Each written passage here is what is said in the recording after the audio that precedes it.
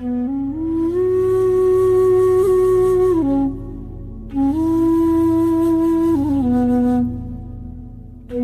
such a thing is because you don't like someone who built it, because there is a history of invasion, there is cruelty, there are terrible truths of the past.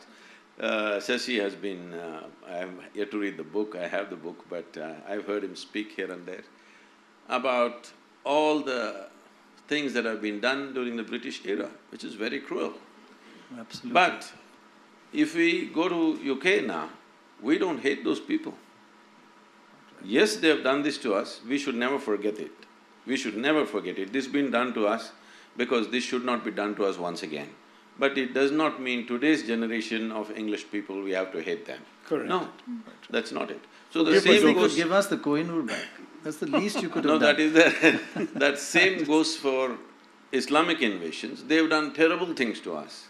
But we don't have to forget it, we should not forget it. Because Also, we they should never… stayed and became us, Sadhguru. Huh? They stayed and became us. There were some invaders who came and looted and left. But for many of the people, such as the emperor who built the Taj Mahal, they are us. They are part of our soil, assimilated into our culture. Say, I want you to know, if there was no World War II, British also would have stayed. So that doesn't mean that happened because of their love for you. No, but Sadhguru, they sent everything from here back to England, whereas these people, even whatever they looted, they spent here. No, There no. is a difference. That is because it's another time when there were no ships. Technical There were problem, isn't it? No, no. There were ships, there were ships. Transportation issues. And besides, they had a land route back home to the Fergana Valley, they didn't use it. It's not easy to go. But you say, whether they did or not, one should not hate them now and should not build walls around See, them now.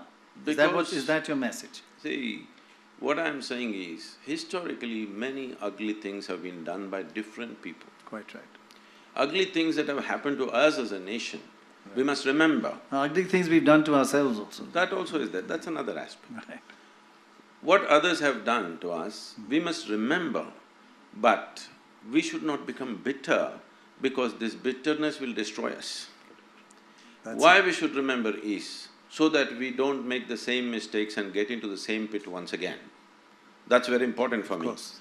But at the same time, if today, let's say, UK spoke the same language that it spoke during the colonial era, definitely we will not accept them. Unfortunately, with certain groups of people, they're trying to speak the same language which was historically spoken way back. So this creates a whole lot of confrontation in the society. And this entire misuse of this for democratic purposes, when I say democratic purposes, because it's all a number game, so people are playing this game for last 70 years, so naturally you have kind of brought this little bit of fear in others. Fear means people are seeing what's happening in Iraq and the Islamic State and stuff, what happened in Kashmir. So people think if these numbers increase, this will happen to us also, because it's happened in the past. So I feel if one thing stops, I think this entire little bit of heat going on between communities will die, that is, you don't try to change the dynamics of demographics. Just let it stay this for next 100 years, without anybody trying to increase numbers, you will see everything will level out. This is the only fear. That's why there is reaction. What religion are you? What religion are you? I never identified with myself with any religion as such, because we think must that's understand gone. this, religion is a very foreign thing to India. Because when you say if you have to belong to a certain religion, you have to believe something. But this has always been a land of seekers. We never ever believed anything. It doesn't matter, even when the so-called divine entities came, when Shiva came, his wife asked 1,000,000 questions. The Shiva Sutra is full of questioning. And if Krishna comes, this man, his disciple, supposed to be asked 1,000 questions. Whoever came, no entity, however divine they were considered to be, could give us a commandment, only debate he got. Because there was no such idea as the God in our minds ever. So there is no belief system, so how can you say there is a religion? Guru says, just a fear, it's a fear. So, I was intrigued to hear Sadhguru say that, because obviously some of the fear is stoked up. It is stoked, as you yourself said, partly for political purposes. No. Unfortunately, there is often a politics of polarization that assumes that whipping up certain sentiments will gather certain votes for a particular community. There is a politics of identity that says, let's promote the interests of our caste alone, or our group alone, or our faith alone, at the expense of others. So I'm certainly not expecting and accepting the political process whatsoever from this. But at the same time, it is not right, it seems to me, to suggest that this is somehow natural. It is actually, no baby is born intolerant. Somebody's teaching that baby its attitudes, its beliefs, whom to like, whom to dislike. And in the same way, I think in our politics, we are allowing some of our leaders to tell us whom to dislike and why, for reasons that in fact are not part of our daily lives. You rightly said, in the villages of India, people live side by side and they don't feel any of this hatred and unpleasantness. Is that a correct interpretation of what you meant? No, because Not. It's not. taking, you got it wrong again. see, I don't wish to take a political stance, because I've never associated myself with any political ideology at any time, not today. So what I see is, what we are today, in many ways, we are products of history. We cannot completely eliminate it. The British history that you have extensively spoken about, written about, the thing about the British is they exploited you commercially. For them, you were just a resource. They had no other interest in you. They don't care which god you worship, whether you go to your temple or you don't go to your temple. Is it okay that they eat beef? Huh? I'm sorry? Is it okay that they eat beef? If you have a wrong choice of food, it's up to you. What's my problem? So anybody can eat beef, is their choice. Is that what Of you're saying? course. Okay, of course. No, what I'm saying is… That goes against what No, a I will lot of come. people feel. I'll come to that. We can look at that later. This aspect. But when it comes to these religious invasions that happened, whatever the thought behind that thought you must surrender. You see, if I do something horrible to you today, 10 days later if we meet, at least I must show some regret or remorse in what I have done. When I'm proud of what I have done to you, this is not going to settle, all right? This is what you are expecting. When people are very proud of what they have done to you in the past, now you want it to settle, it's not going to settle. It is just… I'm saying it'll just be an academic debate. It is not going to be a social reality. I'm not interested in any debate unless it's a solution for the problems that we are in. So what's the solution? The solution is…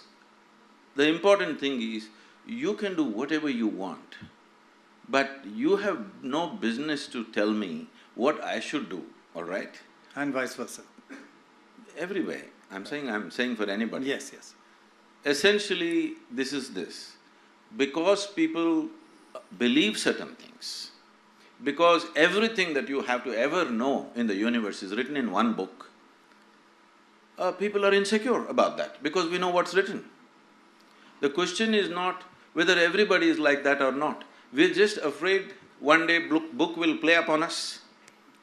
So one thing that you have to do is, first thing, whatever the past cruelties that have been done, many things, it's not a simple process. Right. See, people have forgotten what has happened in this Delhi, what has happened in one afternoon. One afternoon, 20,000 people were killed in one of these days, three centuries ago. People have not forgotten these things because they know what will happen to them. And what has happened in Kashmir, people have not forgotten. Maybe people try to act like it didn't happen, but it has happened. So, Well, if the demographics don't change, you will see everything will settle down.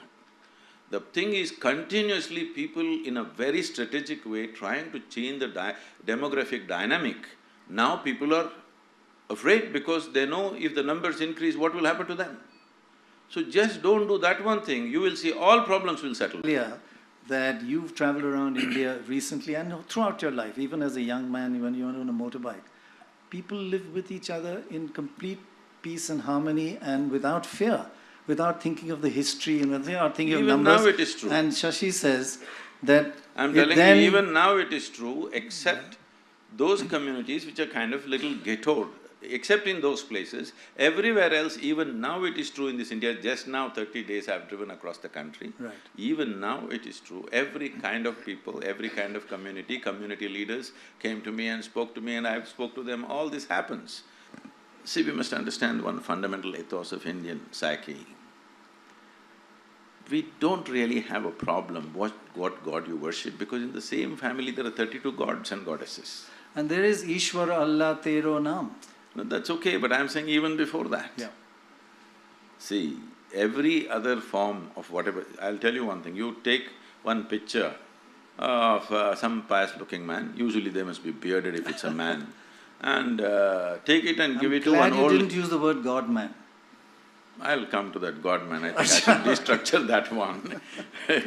If you give this picture to an old lady in some village and say, this is a great sage, she will keep it in her puja room and worship without knowing who the hell he is. Do you understand? This is the only culture which does that. So do not destroy that by imposing something forceful, you have to believe this, otherwise you're not this or that. You don't have to believe anything to be in this country, okay? You don't have to believe anything to be a part of this culture, because everybody can do their own thing. That is, we know the technology of God-making. For every one of us, we made our own God. There's something called as Ishtadevata, that you can create your own god or goddess. That's true. If you like the tree, you can make the tree into your god. If you like a rock, you can make rock into your god. This is a phenomena. This is the most wonderful thing, because this is a dimension of life which should never be organized. Because the moment it's organized, it becomes something else. So this we realized from ancient times, and we made it in such a way it can never be organized. There is a desperate attempt to organize it, but it's not working anyway. You cannot organize it, because to organize something you need one particular belief system. There is no particular belief system in this country.